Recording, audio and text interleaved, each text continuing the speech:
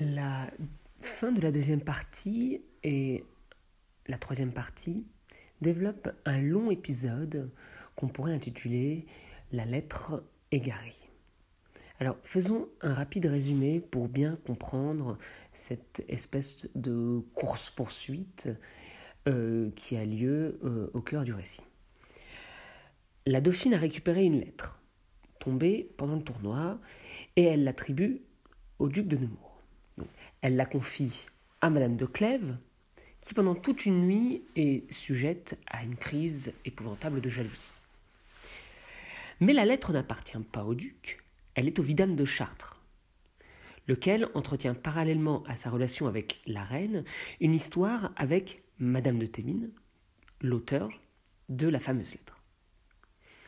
Le vidame craint la colère de la reine, car si elle apprend la vérité par quelque voie, eh bien, elle risque de semer le trouble.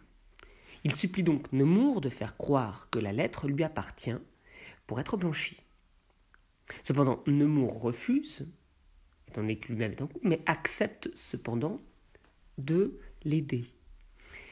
Il arrive à prouver à Madame de Clèves qu'il n'est pas l'auteur de la lettre, et il décide de faire disparaître celle-ci, afin que la dauphine n'en dise rien à sa belle-sœur, la reine. La dauphine est fâchée de ne pas retrouver la lettre et demande à Madame de Clèves d'en rédiger une semblable d'après ses souvenirs. Madame de Clèves, Monsieur de Clèves et le duc de Nemours refont donc la lettre. On assiste alors à un moment d'intimité qui permet au duc de dire à la princesse tout son attachement.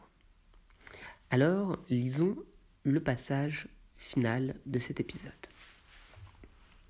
Ils s'enfermèrent pour y travailler.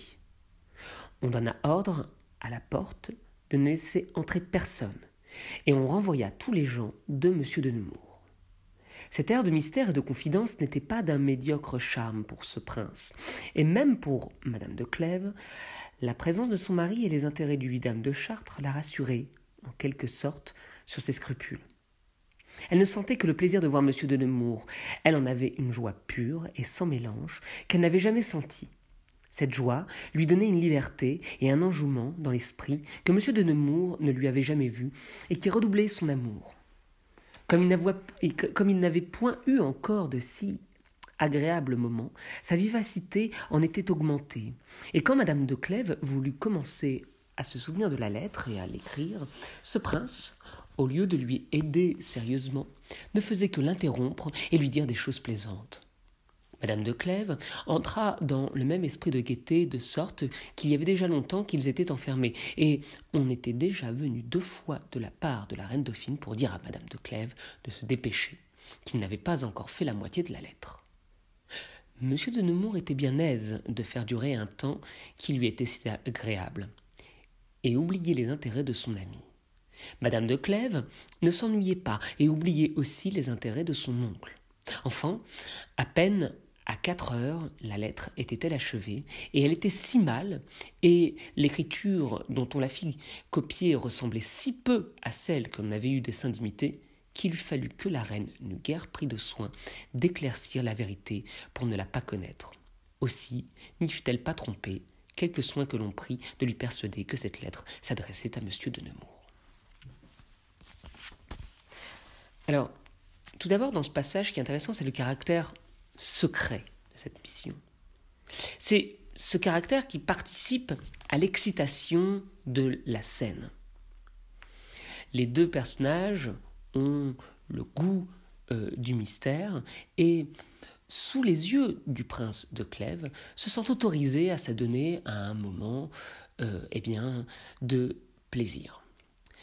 En effet, le plaisir de la princesse réside uniquement dans la présence du duc. On nous parle d'une joie pure et sans mélange. Cette joie se voit et devient contagieuse étant donné que le duc lui-même redouble en plaisir. En fait, les 2 amants sont pleins d'allégresse. Ils plaisantent, ils s'amusent comme 2 enfants, car personne ne les voit. Ils échappent au regard du social et deviennent, en vérité eux-mêmes, c'est-à-dire 2 enfants, ou du moins 2 amants. Alors la mission est un échec, puisque la reine finit par se douter que, en vérité, cette lettre aurait été adressée au duc de Nemours. Ce qui peut être intéressant, c'est que peut-être que la lettre qu'ils ont écrite est précisément celle qu'ils rêvent de s'envoyer. Aussi, la reine, en l'attribuant au duc de Nemours, ne se trompe pas, car en la réécrivant, c'est peut-être leur amour qu'ils ont mis dedans.